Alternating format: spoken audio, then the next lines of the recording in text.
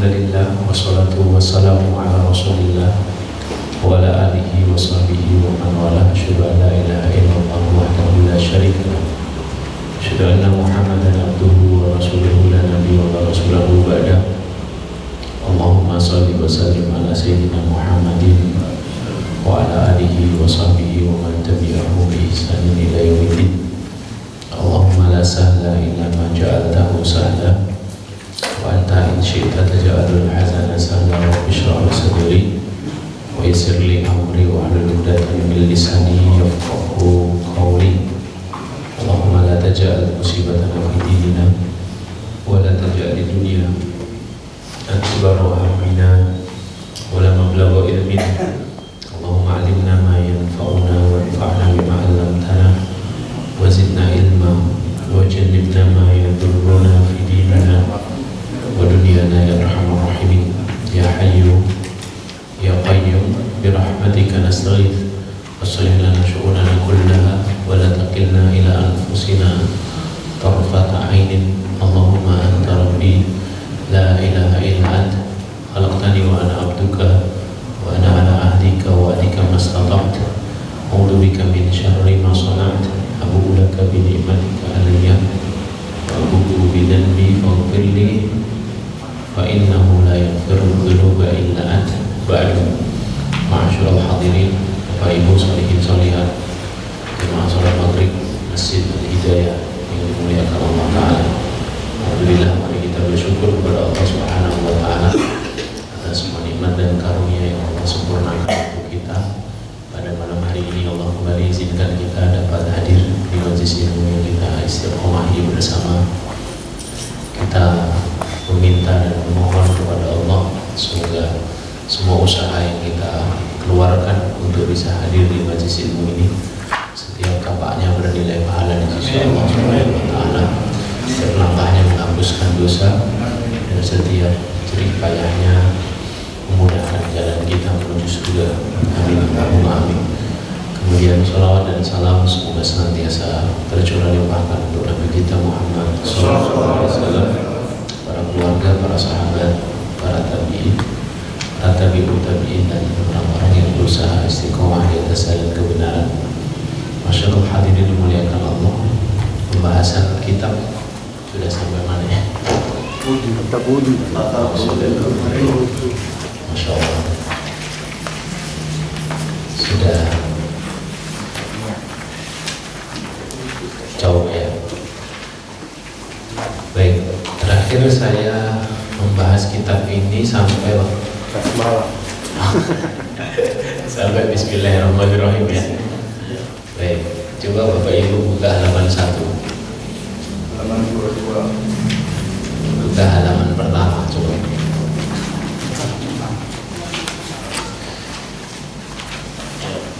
Bukan mengulang ya, Bapak Ibu sudah paham pola kitab ini, bagaimana cara Imam Al-Ghazali menjelaskan. Tapi saya ingin sedikit mereview, menambahkan ya, bukan mengulang. Fadilatul Ustaz Faisal Fadli sudah menjelaskan panjang lebar. Semoga Allah Subhanahu wa Ta'ala memberkahi ilmu beliau. Coba buka halaman 1. Setelah Bismillahirrahmanirrahim, Allah Subhanahu wa Ta'ala menuliskan sebuah firman ya. Memulai pembukaan kitab ini dengan sebuah ayat, dan ini sesuai dengan apa yang menjadi judul bab ya, bahwa bab judul kitab yang kita bahas ini adalah Bidayatul Hidayah, permulaan hidayah. Kemudian beliau menyebutkan satu ayat dalam Al-Quran, yaitu surah Ali Imran ayat 73. Ini surah Ali Imran 73. Qul innal huda hudallah Katakanlah sesungguhnya petunjuk yang benar adalah petunjuknya Allah. Petunjuk yang benar adalah petunjuknya Allah. Sehingga apapun yang menjadi kegelisahan kita dalam hidup ini, selama kita masih dalam petunjuk dari Allah Subhanahu wa Ta'ala, maka pasti akan ada jalan keluar. Semua yang tertutup pasti akan terbuka. Semua yang runyam akan terurai. Semua yang berat akan ringan. Semua yang sulit akan mudah. Selama petunjuk itu bermula dari sisi Allah Subhanahu wa Ta'ala, maka sejatinya tujuan kita belajar kitab ini adalah dalam rangka menggapai petunjuk. Kita ingin petunjuk Allah Subhanahu wa Ta'ala selalu melingkupi hidup kita. Kita ingin petunjuk Allah Subhanahu wa Ta'ala selalu menuntun jalan hidup kita, yang bahkan yang terjadi 5-10 menit lagi kita pun tidak tahu. Kita benar-benar jahil terhadap perkara-perkara masa depan. Sementara kita tahu Allah Subhanahu wa Ta'ala itu zat yang paling tahu tentang perkara masa depan. Perkara-perkara gaib itu ada kuncinya di sisi Allah Subhanahu wa Ta'ala. Coba buka surat Al-An'am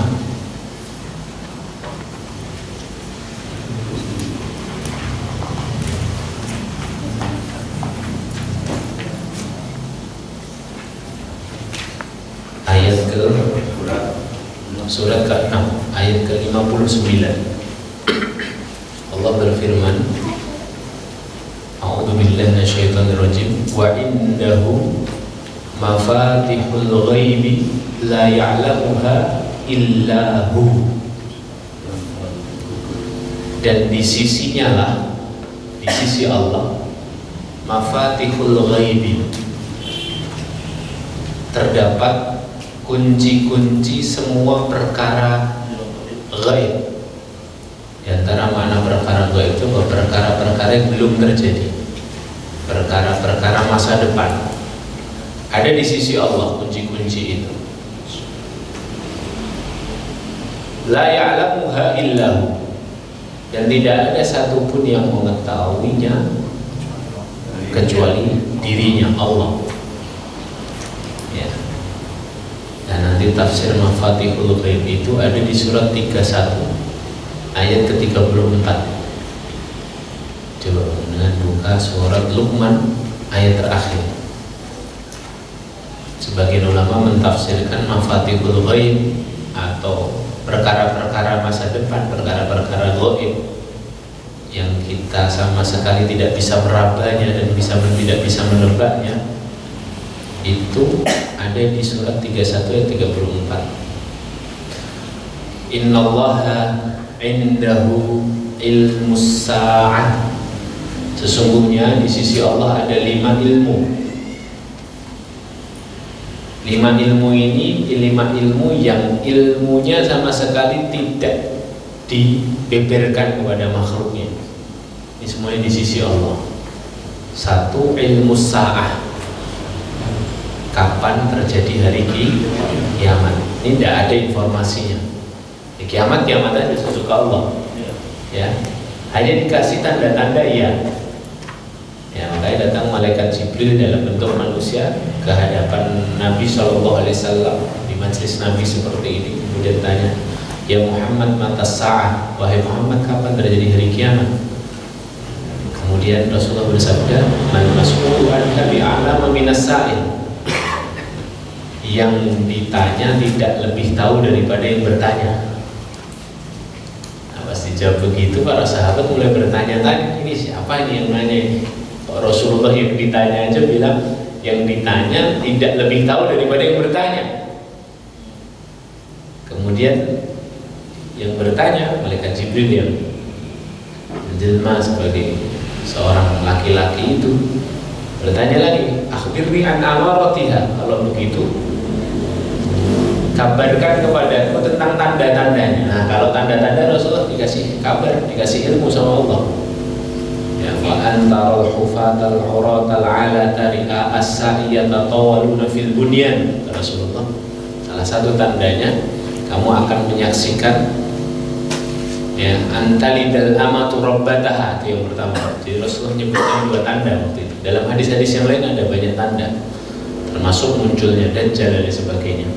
Tapi Rasulullah di hadis ini beliau berkata nanti salah satu tanda kiamat itu apa? Seorang budak wanita melahirkan tuannya. Jadi seorang budak wanita melahirkan tuannya. Sebagian ulama mengartikan ya kalau ada budak kok melahirkan tuannya berarti banyak sekali tersebar yang namanya apa? Perzinahan.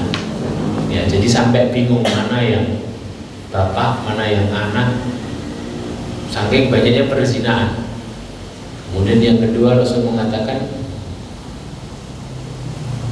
wa antarul khufatal uratal alata, kamu akan melihat seorang yang bertelanjang dada, seorang yang bertelanjang kaki, seorang yang dulunya miskin, yatatawaluna fil bunyan, mereka berlomba-lomba untuk meninggikan bangunan.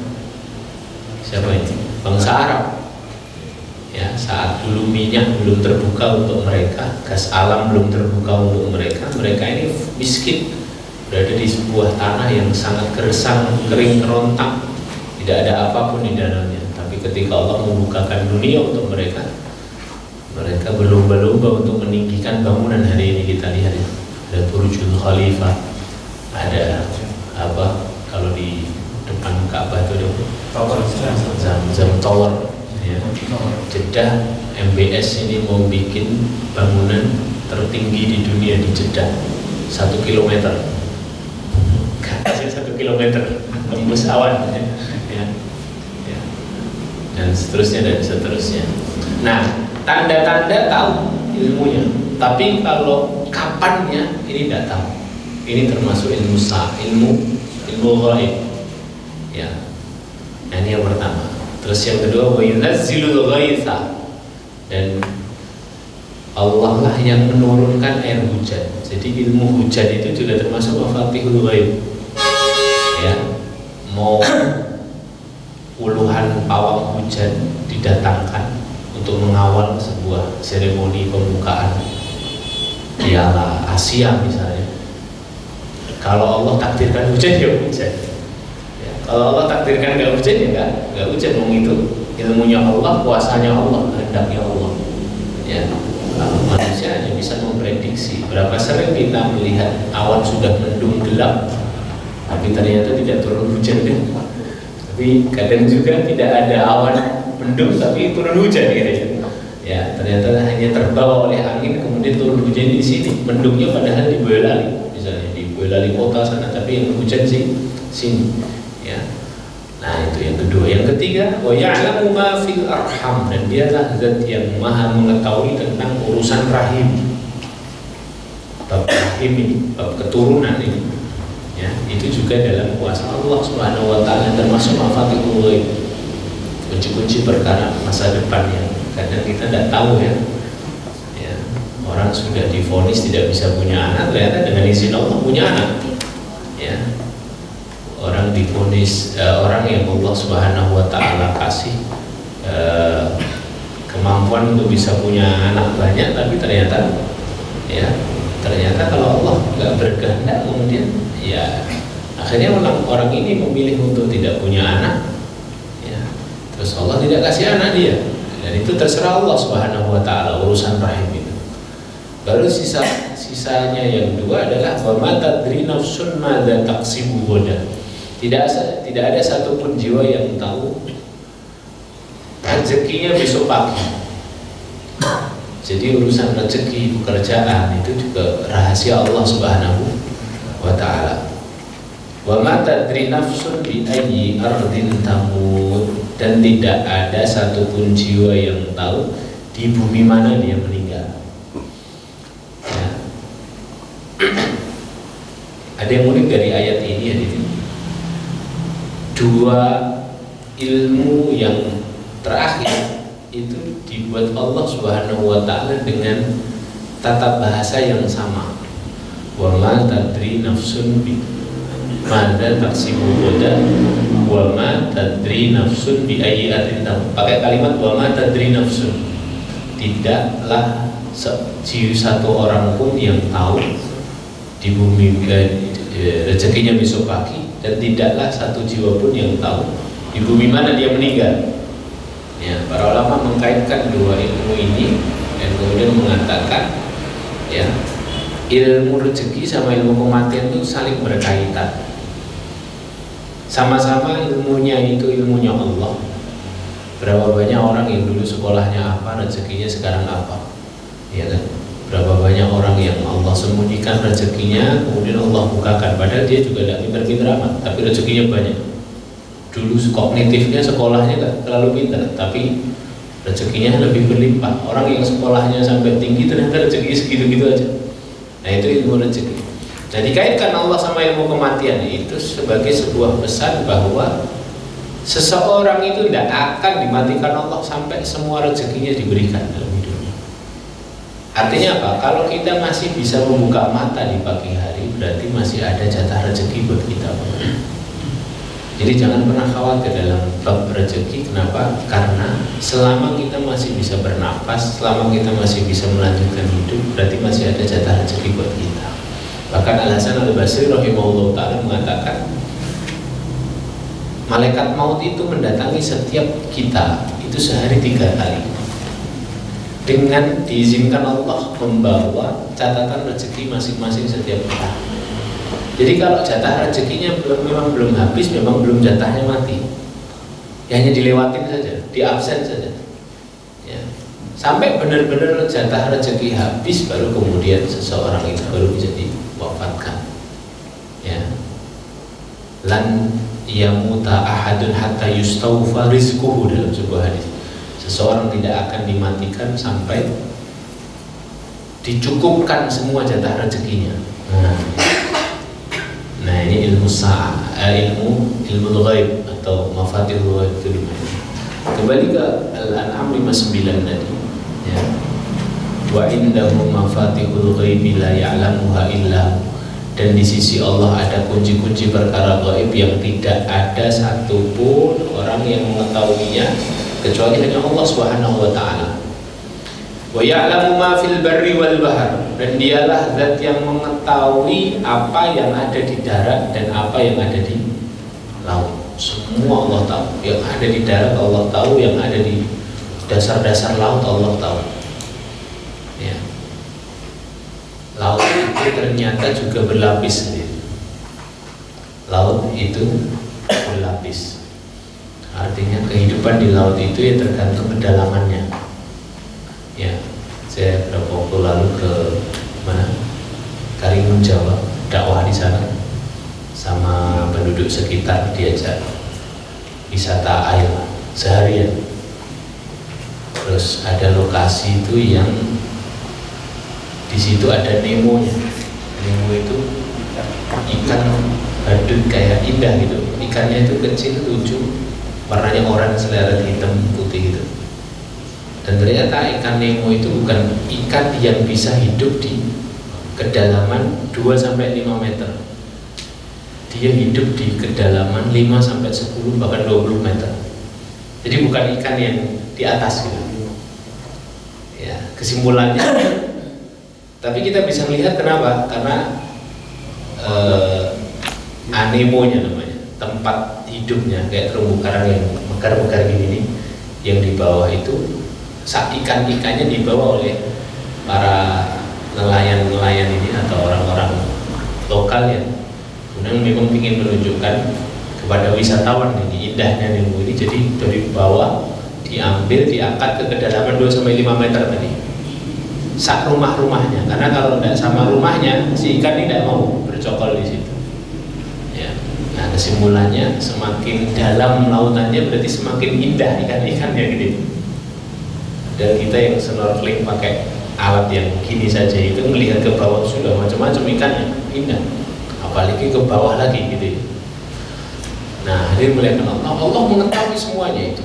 Ya, kehidupan di darat dan kehidupan di laut, Allah Subhanahu wa taala mengetahuinya. Ya. Maka kita ini sudah pokoknya makhluk yang paling lemah itu manusia. Kayak Buya Hamka dalam bukunya Renungan Tasawuf itu beliau mengatakan, kalau kita ini ingin benar-benar mengartikan bahwa kita ini seorang muslim. Muslim itu kan artinya aslama yuslimu islaman, seorang yang menyerahkan dirinya kepada Allah, berserah sama Allah. Itu cara yang paling mudah. Datang ke pasar, kata beliau. Datang ke pasar, kemudian datang ke lokasi kios-kios buah, orang yang berjajar jualan buah, pedagang-pedagang buah. Kemudian diamlah sejenak, kata Buya Hamka rahimahullah. Diamlah sejenak, kemudian perhatikanlah buah-buahan itu satu persatu. Warnanya hijau, ada yang kuning, ada yang merah, ya. Ada yang semangka aja beraneka ragam, ada semangka ada bijinya, nggak ada bijinya, kuning, merah, ya. Belum nanti jeruk, masya Allah, berbagai macam jenis jeruk, belum nanti apelnya, belum lagi pisang. Perhatikan satu-satu. Kemudian pikirkanlah bahwa yang dijual oleh para pedagang ini semuanya laku dengan rasanya masing-masing, ya. Dan penciptanya satu, Allah Subhanahu wa taala. Dan pikirkan lagi, bisa nggak kita dikasih kesempatan Allah bikin satu buah saja yang rasanya unik dan laku dijual di pasar?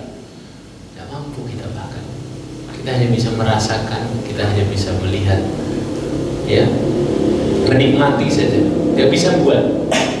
Ya, baru kata Buya Hamka, kalau sudah kamu merenungi itu, maka katakan innani ana minal muslimin. Allah, aku termasuk orang yang berserah, nyerah ya Allah. Ya, jadi muslim itu gampang. Lihat ciptaannya Allah saja kita sudah, aduh, nyerah ya Allah, nggak bisa berkata-kata lagi. Kata Buya Hamka, kalau kamu belum puas belum benar-benar meyakini kamu seorang muslim, datanglah ke sebuah acara seminar yang pesertanya 200-300 orang. Sebelum pembicaranya datang, naiklah ke panggung utama, kemudian perhatikanlah satu persatu pesertanya. Dari 300-200 orang itu ada nggak yang wajahnya sama, kata Buya? Ada nggak yang wajahnya sama? Ini aja nggak ada yang wajahnya sama, Pak. Begitu sempurnanya Allah menciptakan kita. Bahkan yang kembar identik pun ayah dan ibunya bisa bedakan. Saking sempurnanya ciptaan Allah. Gak ada yang beda, gak ada yang sama, maaf, gak ada yang sama. Ya, belum lagi kita bicara soal sidik jari kita. Sempurna ciptaan Allah. Kemudian katakan, kata Buya Hamka, innani ana minal muslimin. Ya Allah, ya Allah, dah ya Allah, hamba pasrah ya Allah, hamba ridho ya Allah, kau jadi roh hamba lemah ya Allah, hamba kecil ya Allah. Ya, mau apa kita? Mau sombong gimana kita? Ya, apa-apanya, semuanya atas kuasa Allah Subhanahu wa taala. Makanya di sini di ayat ini, wa ya'lamu ma fil barri wal bahr. Allah mengetahui semua yang terjadi di darat dan Allah mengetahui semua yang terjadi di laut. Nah, ini lanjutan ayatnya. Sudah sedetail itu ditambah detail lagi. Allah bilang, wa man tasqutu min waraqatin illa ya'lamuha. Dan tidak ada satupun daun yang jatuh dari pohonnya kecuali Allah mengetahuinya. Sedetail itu Allah kepada pengurusan hamba-hambanya, makhluknya. Ya. Ibu punya tanaman gak di rumahku, depan rumah? Dia dalam pot ya. Sekarang siapa yang hafal jumlah potnya? Pot di depan rumah ada berapa pot? Padahal yang beli kita, yang nanam kita, yang nata kita. Kita lupa jumlahnya. Potnya, bukan daunnya. Potnya kita lupa. Jenis-jenis tanamannya pun kita tidak hafal. Allah, daunnya jatuh, Allah tahu. Di belahan bumi mana daun jatuh Allah tahu.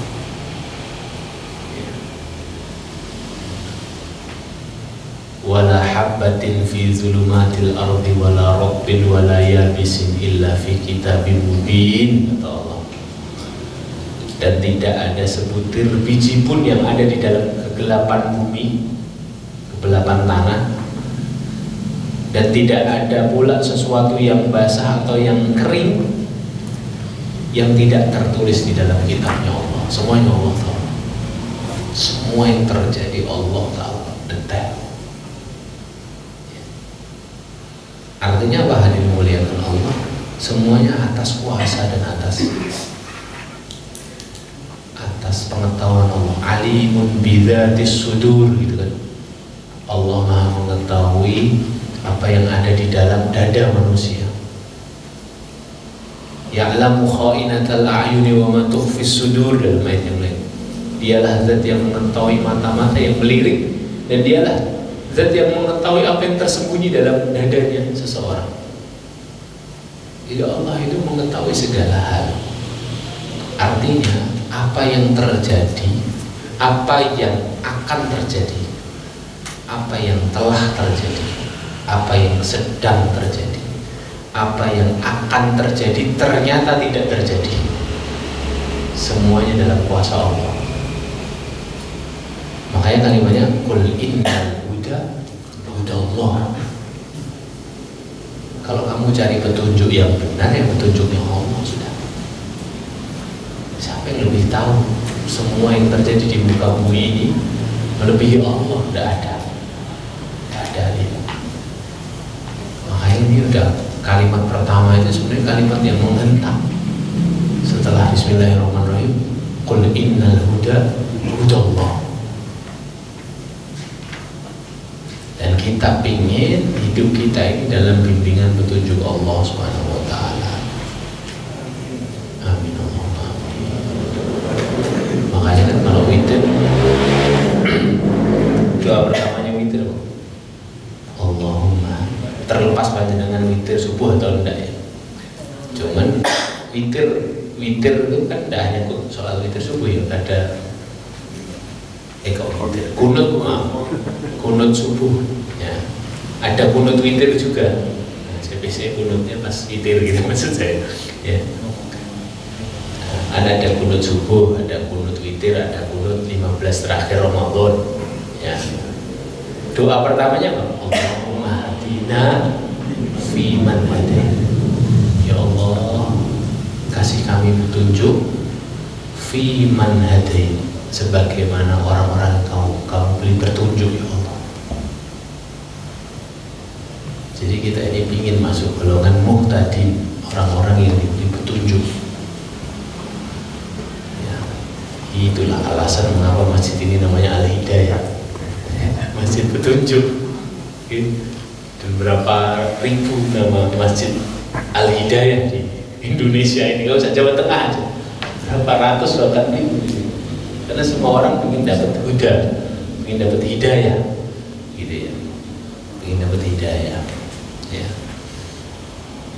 Nah ini yang maksud saya ingin ulang sedikit, karena inilah alasan utama mengapa kita membaca kitab ini, Bapak Ibu yang dimuliakan Allah, bahwa kita ingin hidup kita itu dalam bimbingan petunjuk Allah Subhanahu wa ta'ala. Bimbang. Kita ini kan sekarang lagi bimbang, panik, dibuat bingung ya. Senonoh, tidak tahu panjenengan termasuk yang merasakan enggak. Cuman saya tanya ke beberapa orang, berbagai lapis masyarakat, semuanya bilang dengan jawaban yang sama. Kroso Pak, saya bilang kemarin sama tukang potong rambut saya. Kroso Pak, wah kroso Mas. Tenang, kroso katanya. Kroso itu kerasa nggak bedanya dari kemarin dengan yang sekarang. Ternyata ya itu baru satu skop ya, baru potong rambut aja betul-betul orang itu rela manjangin rambut dalam rangka menghemat gitu ya. Gitu kan, karena memang kondisinya semacam ini gitu ya. Nah, Tapi ketika seorang berpegang kepada petunjuk dari Allah Subhanahu wa Ta'ala, dia akan, hal pertama yang akan diberikan dalam hidupnya itu adalah rasa tenang, ya. Makanya nanti ujung dari petunjuk itu ketenangan, Bapak Ibu. Ini bab-bab syariat yang akan kita lalui di kitab ini itu semuanya nanti ujungnya ketenangan, ya, muaranya itu tenang. Para ulama bilang puncak bahagia seorang hamba itu adalah ketika dia tenang, ya, dan Allah pun memanggil para calon penghuni surga dengan kalimat an-nafsul mutmainnah, jiwa-jiwa yang tenang. Karena kalau tidak tenang tidak mungkin bisa menggapai surga. Dan di surga itu juga adanya ketenangan. Kenapa Allah selalu mensifati surga itu kan di bawahnya gemericik air sungai yang mengalir di bawahnya. Itu bukan sungai PP ya, bukan Bengawan Solo. Itu sungai gambaran bahwa surga itu tempat yang menenangkan.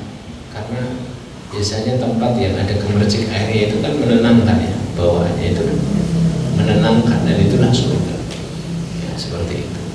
Nah, maka hanya jiwa-jiwa yang tenang yang kemudian akan diizinkan Allah, dipantaskan untuk bisa memasuki surganya. Fadkhuli fi ibadi wadkhuli jannati, ya. Masuklah dalam golongan hamba-hambaku, masuklah ke dalam surgaku, ya. Masyaallah hadirin yang dimuliakan Allah.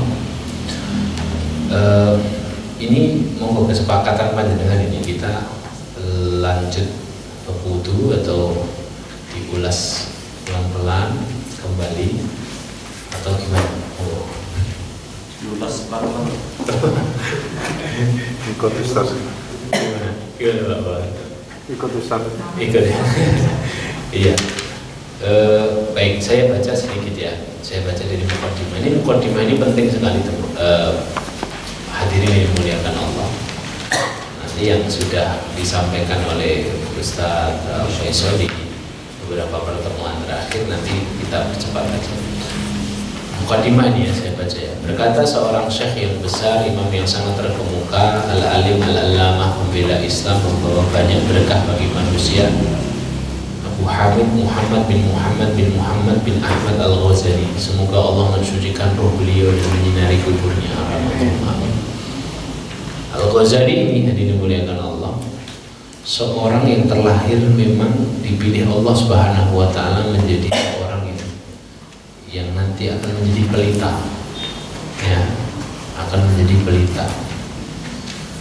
Para ulama bilang mujaddid abad kelima itu ya Al-Ghazali, ya. Al-Ghazali. Jadi setiap 100 tahun itu ada satu pembaharu, kata Rasulullah, pembaharu zaman. Dia yang akan memperbaiki zaman kalau sudah rusak setiap 100 tahun. Nah, itu ada satu pembaharu, dan para ulama sepakat pembaharu abad kelima itu Al-Ghazali, ya, Imam Al-Ghazali. Begitu kata Imam As-Suyuti dalam kitabnya Tuhfatul Muhtadin. Beliau ini lahir di sebuah daerah bernama Mashhad. Mashhad itu satu ibu kota sebelum Teheran. Jadi kalau sekarang kan ibu kotanya Iran namanya Teheran, dulu namanya Mashhad. Mashhad. Atau ada sebuah di Mashhad itu ada sebuah desa namanya Tus, ya, At-Tusi, makanya Al-Ghazali At-Tusi. Sejak kecil beliau sudah belajar, ya. Yang pertama kali dipelajari beliau itu dua. Satu, Al-Quran, ngafal Quran. Yang kedua bahasa Arab, karena beliau bukan orang Arab. Nah, ya. Jadi Imam Al-Ghazali itu bukan orang Arab, ya. Nah, belajar bahasa Arab itu dua sebenarnya intinya. Kalau dengar paham, ya, dan bisa baca, itu intinya. Ngomong itu malah belakangan, ya. Jadi kalau dengar orang ngomong bahasa Arab paham. Yang kedua bisa baca, itu untuk apa? Untuk orang yang tidak berbicara bahasa Arab sejak kecilnya. Itu dua itu, kalau keterampilan dua itu punya, itu dia sudah bisa menguasai bahasa Arab, ya. Makanya banyak kan ulama-ulama Indonesia itu yang kalau dengar orang ngomong bahasa Arab paham, baca bisa, baca kitab kuning bisa, tapi ini kalau ngomong rada angel. Ya karena memang lingkungannya tidak baca, tidak ngobrol dengan bahasa Arab gitu ya.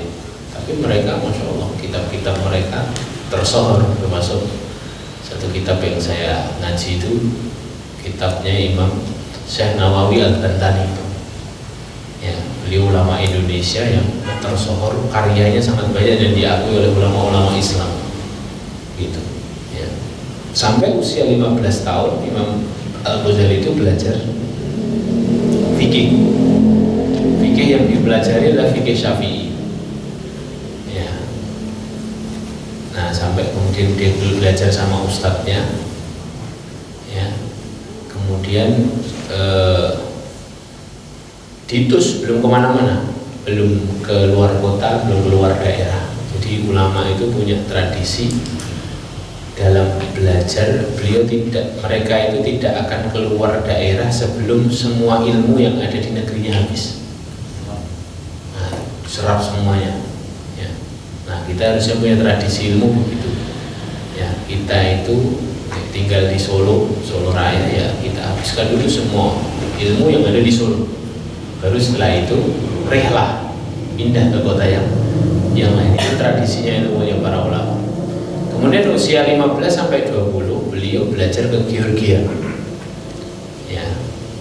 Masih belajar fikih Syafi'i, memperdalam fikih Syafi'i di situ 15 sampai 20. Sama seorang imam namanya Al-Imam Al-Ismaili.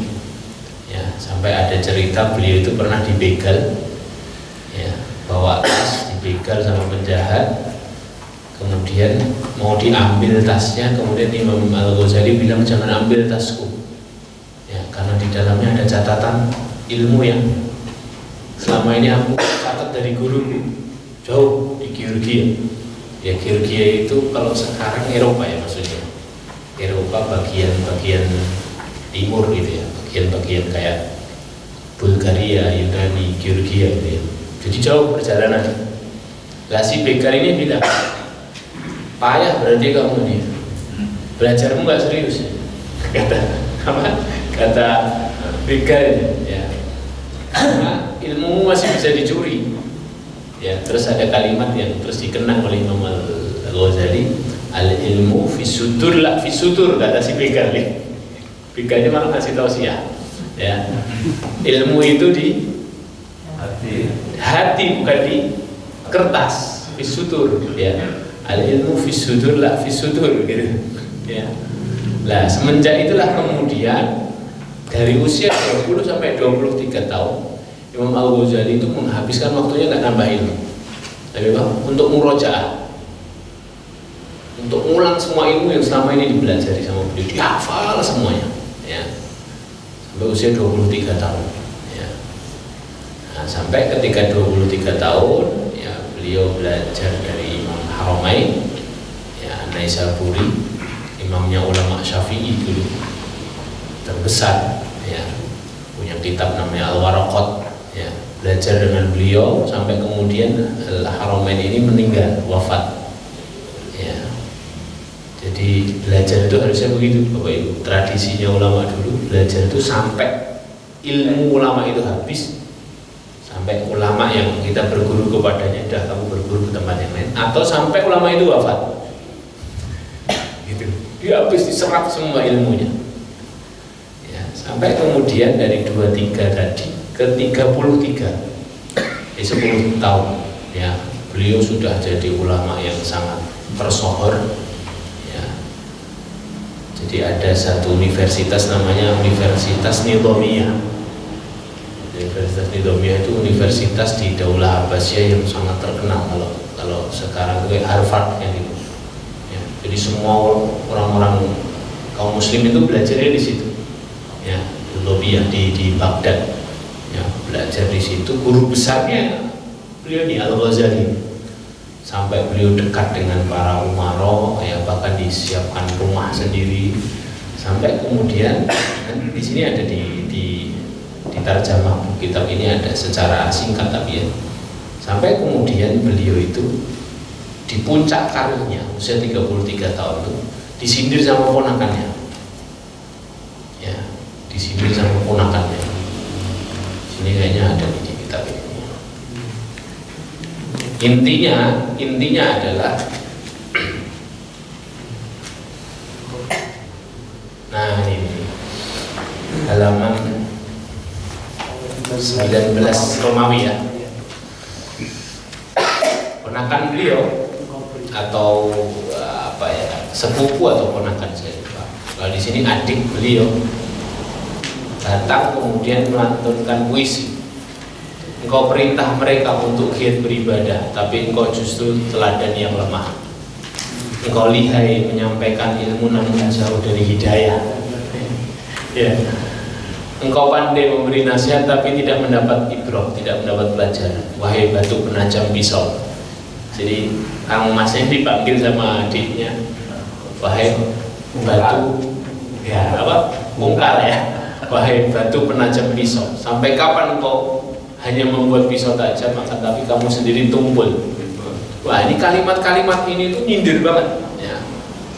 Ya, masuk ke dalam hatinya Imam Al-Ghazali. Kemudian dari usia 33 itu di puncak ketenarannya Imam Ghazali libur, menghilang. Ya, hiatus kalau bahasa sekarang. Ya, betul-betul libur total. Ya, kemudian beliau 10 tahun berlibur. Masya Allah. Disinilah di 10 tahun ini beliau pergi ke Syam, ke Damaskus. Nanti juga beliau berihlah ke Masjidil Aqsa juga. Setelah Masjidil Aqsa terbuka sebelum perang salib ya. Itu kan hidup sebelum perang salib, sebelum dikuasai. Masjidil Aqsa dikuasai oleh pasukan salib. Beliau iktikaf di Masjid Umayyah namanya. Nah, saya kemarin 3 minggu yang lalu dari sana, di Suriah, di kota Damaskus itu ada satu masjid namanya Masjid Umayyah. Di pojok itu masjid yang sangat indah dan sangat megah, dibangun oleh Khalifah Al-Walid bin Abdul Malik, khalifah terkaya di Bani Umayyah. Jadi bangunannya sampai sekarang kokoh dan lukisannya. Jadi masjid itu di pelatarannya itu dibuat lukisan otak ini, otak. Lukisannya itu gambar pohon-pohon, kemudian ada danaunya macam-macam. Nama lukisan itu dikasih nama Khalifah dengan lukisan Jannatun Naim. Jadi gambaran surga. Jadi orang kalau masuk masjid itu gambarannya wah surga gitu. Dan itu masih sampai sekarang. Lukisannya sangat awet. Masya Allah. Nah di pojok masjid itu ada tulisan Zawiyatul Ghazali, tempat mojoknya Al-Ghazali dulu ketika 10 tahun iktikaf itu. Ya. Jadi selama 10 tahun itu kerjaannya Imam Al-Ghazali cuma 1 ibadah, 2 baca buku, 3 nulis. Itu aja. Ibadah, baca buku, nulis. Ya, ibadah, baca buku, nulis. Lah di 10 tahun itulah Imam Al-Ghazali belajar ilmu tasawuf atau ilmu tazkiyatun nafs. Nah, jadi buku ini itu buku campuran antara ilmu fikih dan ilmu hati. Ini lihat nanti di bab wudu ya. Sudah lewat dalam bab wudu. Ketika mengusap tangan ada doanya. Jadi bukan hanya fikih aja. Mengusap tangan kanan, ya Allah, ya jaga tanganku dari hal-hal yang buruk, gitu ya, mudahkan dia beramal soleh. Mengusap tangan kiri, jauhkan dari maksiat. Ada doa-doanya, contoh doanya. Karena beliau mengkompar antara 2 ilmu itu, ilmu besar. 1 ilmu fikih, 2 ilmu hati. Dan 2 ilmu ini ilmu yang harus imbang Pak kita. Ada orang yang hanya belajar fikih, hukum kan fikih itu, akhirnya hitam putih, halal haram, akhirnya jadi orang yang keras. Kalau Anda masuk belajar Islam hanya lewat fikih saja, biasanya jadi orang keras. Jadi orang yang ketika bid'ahkan ya, gampang nyalahkan ritual saudaranya dan sebagainya. Kenapa? Karena tahunya hitam putih. Tapi ada orang yang masuk belajar itu lewat ilmu tasawuf aja. Itu juga kadang bingung Pak orangnya. Bingung itu dalam artian apa? Dia akan sangat bermudah-mudah dalam urusan syariat. Ya, jadi Jadi Allah Maha Pengampun, tidak apa-apa. Nah, gampang nih syariat jadinya gitu. Jadi yang satu ada di kutub kanan, yang satu ada di kutub kiri. Lah yang benar gimana? Dua-duanya dipelajari. Lah salah satu tokoh inspiratifnya dua-duanya belajar ini Al-Ghazali. Al-Ghazali yang kita baca karya beliau ini. Ya. Nah, setelah 10 tahun, ya, setelah 10 tahun beliau berhasil membuat kitab masterpiece-nya beliau namanya Ihya Ulumuddin itu di 10 tahun libur itu, yang hari ini menjadi rujukan bidang ilmu hati. Semua ulama ilmu hati rujukannya pasti Ihya Ulumuddin, ya. Dan beliau di 10 tahun itu membuat kitab-kitab juga tentang apa? Tentang perlawanan beliau kepada pemikiran-pemikiran filsafat-filsafat yang menyesatkan. Beliau melawan itu, pemikiran-pemikiran itu. Ya. Nah, ketika udah usia 43 tahun, kan 33 sampai 43 tahun beliau pulang kampung. Ya. Kemudian beliau bikin pesantren kecil namanya Zawiyah. Ya, Zawiyah itu kayak pojok ruangan gitu. Ya, beliau ngajar di situ. Ya, ngajar di sebuah daerah namanya Naisaburi. Ya, nah gitu. Nah disitulah kemudian beliau belajar sampai kemudian beliau ini meninggal. Sebelum meninggal beliau belajar ilmu hadis. Kenapa? Karena diantara ilmu yang beliau akui lemah itu ilmu hadis. Makanya beliau itu diriwayatkan meninggal memeluk Sahih Bukhari. Ya, jadi Imam Al-Ghazali itu meninggalnya apa? Memeluk Sahih Bukhari. Kenapa? Itulah kemudian disebutkan Imam Al-Ghazali itu dalam kitabnya Ihya Ulumuddin itu banyak bercampur hadis-hadis yang sahih sama hadis-hadis yang dhaif, bahkan ada yang palsu. Beliau sendiri mengakui di akhir hayat beliau bahwa apa? Beliau itu walaupun pakar di ilmu fikih dan di ilmu hati, tapi dalam ilmu hadis itu beliau belajar sampai buktinya beliau meninggal itu dalam kondisi mendekap Sahih Bukhari, kitab hadis yang paling sahih, ya, yang paling lengkap lah istilahnya begitu. Pelajarannya bukan soal lemahnya ilmu hadis, tapi pelajarannya apa? Beliau belajar sampai akhir hayat hidup beliau. Masya Allah. Ini pelajaran penting ya. Di belajar itu tidak kenal umur memang. Belajar terus saja ya, karena kita merasa apa? Kita masih banyak kurang ya. Bisa belajar terus. Nah ini teladan yang baik. Makanya kemudian di sini disebut al-alim al-allamah. Al-allamah itu seorang ahli ilmi yang tidak hanya menguasai satu bidang ilmu, ya. Jadi dia pakar, doktornya itu beberapa gitu. Nah itu al-allamah panggilannya. Ya, bidang fikih beliau kuasai, bidang apa? Bidang akidah beliau kuasai, bidang tasawuf juga beliau kuasai. Ya. Semoga Allah mensucikan beliau dan menyinari. Amin Allahumma.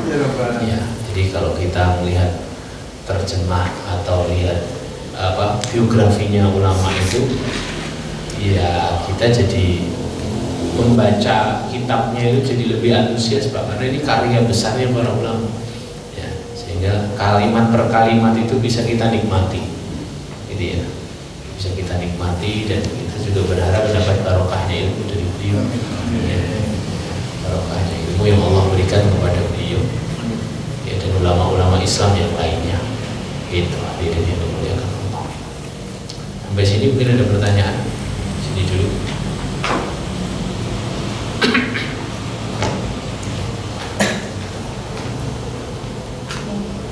Ada.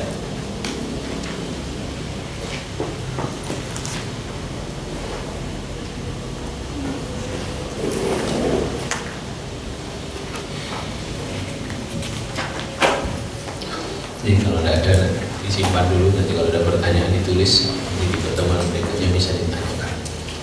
Baik, barakallahu fikum, kita cukupkan dulu.